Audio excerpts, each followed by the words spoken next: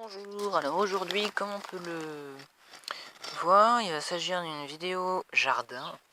Alors, jardin. Donc plus précisément pour l'arrosage. Donc l'arrosage du potager. Comme on peut le voir, il y a 1, 2, 3, 4 carrés. 4 carrés, donc faut un arrosage de préférence automatique, c'est mieux. On avait un distributeur, collecteur qui était là, avec plusieurs vannes et tout, qui a percé à cause du gel. Du coup, je me suis dit, pour remplacer ça, qu'est-ce que je pourrais utiliser? Je peux pas me permettre de faire courir 4 tuyaux qui iraient en dessous, là ça va être trop galère. Parce que là-bas il y a le distributeur, ici, là, on voit 2 tuyaux jaunes et un tuyau gris. Donc je pouvais pas me permettre de faire passer 4 tuyaux, et puis 4 tuyaux, comment est-ce que je vais faire? Je vais pas mettre des T, des trucs comme ça, donc je me suis dit, laisse tomber. Tu veux prendre un truc collecteur pour le chauffage ou l'eau chaude des maisons. Donc on voit bien 1, 2, 3, 4. Et là j'en ai 1, 2, 3, 4 tuyaux que je dois raccorder là-dessus.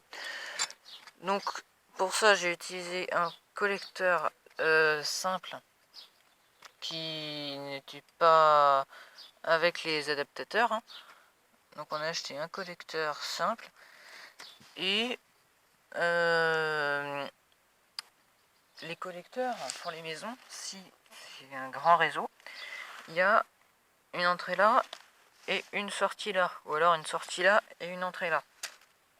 Donc le problème, c'est que si j'avais laissé la sortie ici ouverte, l'eau elle serait sortie en ligne droite, donc pas pour arroser, ça en aurait mis partout.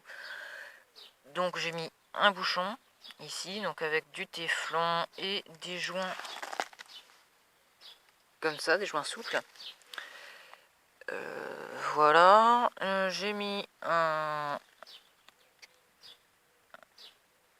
raccord ici, là où il y a mon doigt, un raccord femelle-femelle qui m'a permis de passer l'embout qu'il y avait en dessous en femelle. Et du coup j'ai mis un embout réduit qui fait passer de ici, qui fait passer de 15-21 à 20-27. Donc on a utilisé l'embout réduit à l'envers, embout grossisseur.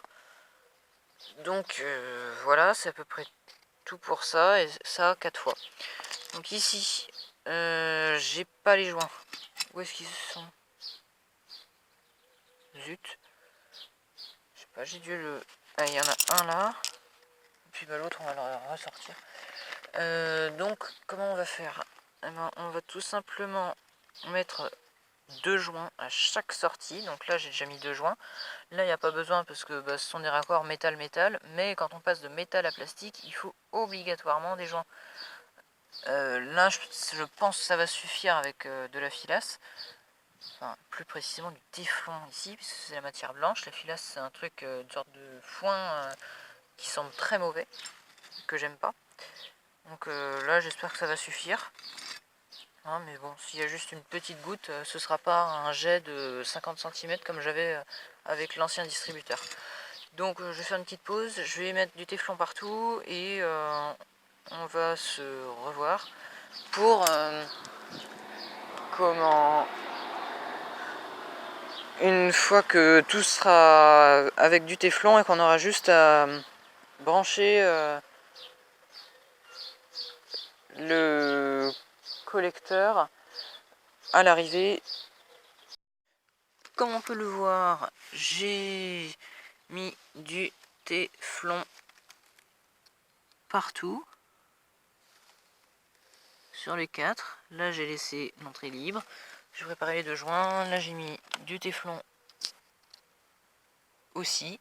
Voilà, donc on va emboîter tout ça et on va faire un test. Voilà les tuyaux réparés, etc. Alors il y a juste un petit problème. c'est ici. Je sais pas pourquoi. Il y a un truc vert, un peu comme ça, là. Ça, qui est parti. Du coup, bah, ça fait une méga fuite ici, mais quand je mets mon doigt, je vois bien qu'il n'y a pas d'autre fuite ailleurs.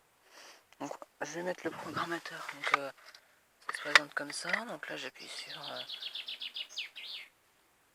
On.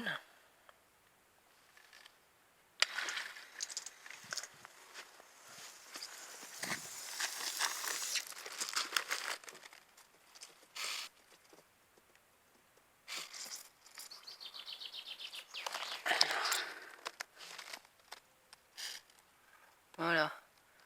Donc ça ne fuit pas du tout. Bon, à part ça, hein, ça c'est un autre problème. Il faudra que je mette un bouchon. Mais sinon, on peut voir que ça arrose bien. Hein, donc c'est bon. Je vais pouvoir refermer avec la vanne automatique. Off. Je remets sur auto pour que ça arrose le soir et le matin. Que ça fasse 8h, 8h30 et 20h, 20h30. 2 heures où il fait pas très chaud. Donc c'est mieux pour les plantes. Et ça arrose bien. À part l'eau qu'il y a par terre à cause de la méga fuite là, qui se passe sur le côté. Ça fuit pas partout comme avec l'ancien système. Donc voilà, c'est bon. On a fini ça. Donc alors là, voilà, donc on a fini pour cette vidéo le remplacement de la nourrice. Donc avant, l'appareil était celui-là. Donc c'était un Aquaflow aussi, mais avec un kit. En fait, c'était le kit d'origine. Et il y avait juste eu le programmateur qui avait été changé, donc par celui qu'on a vu dans la vidéo. Et encore avant celui-là et même le kit là, c'était ce programmateur-là. Donc c'est pour dire que ça fait longtemps que c'est installé ça. Mais donc voilà, il y a eu le bleu là, ensuite le vert rectangulaire avec les potentiomètres. Et après, il y a eu donc celui qu'on a vu dans la vidéo, qui lui est le dernier. Et au bout d'un moment, en fait, ce qui s'est passé, c'est que la nourrice en plastique, donc qui date du deuxième programmateur et du deuxième kit, du coup, a lâché, je pense, à cause du gel. Il faut dire qu'elle a jamais été rentrée, cette nourrice, donc c'est vrai que on aurait dû peut-être la rentrer en hiver, mais c'était pas dit dans la notice spécialement, donc on l'a pas fait. Parce qu'on s'est dit que quand même le plastique qu'ils mettaient pour les extérieurs était censé résister, donc apparemment non. Donc c'est pour ça que moi je me suis dit, allez c'est bon, on va pas s'amuser à payer un machin comme ça à chaque fois que ça casse. Donc allez, on met du laiton, là au moins je suis sûr que ça va pas exploser encore une fois. Donc voilà, c'est un petit kit qui dure bien. Les tuyaux je crois qu'ils ont jamais été changés, ou alors juste pour le deuxième kit. Et donc là où il y avait une petite fuite là vers le test que j'ai entouré par un cercle rouge, c'est en fait que il y a eu un bouchon qui a sauté, je l'ai jamais retrouvé, du coup j'avais réussi à faire fondre le tuyau et à le pincer, sauf que encore une fois à cause du gel ça a lâché. Donc c'est vraiment problématique toutes ces petites fuites. Alors faut pas s'inquiéter parce que quelques jours plus tard j'ai pris pour la petite vanne là où je mettais mon doigt pour faire le test, j'ai réussi à récupérer une autre vanne qui me servait à rien sur un carré du potager, et donc j'ai réussi à on va dire faire un échange d'une vanne contre la vanne cassée, et là où j'ai piqué la vanne j'ai mis un embout rouge comme ça là, pour faire un goutte à goutte supplémentaire là-dessus.